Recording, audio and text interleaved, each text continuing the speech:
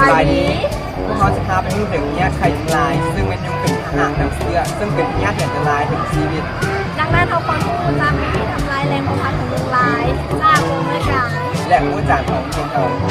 สบายดีอาจารย์ชื่ออาจารย์พ้นทิพย์มาได้ท้องซึ่งเป็นคณะบรรยการของเฮียนิตานักเฮียนิตาของเฮามีนักเรียนพันป่ายของคนซึ่งการต้านและสกัดกั้นไข่ยุงลายนี่เป็นสำคัญที่สุดอยู่ในโรงเรียนของพวกเฮาฉะนั้นเฮาจะมีวิธีป้องกันและสกัดกั้นดังนี้โดยปฏิบัติของก่อ1ปิดอ่างน้ำเพื่อบ่ให้ยุงมาไข่ใส่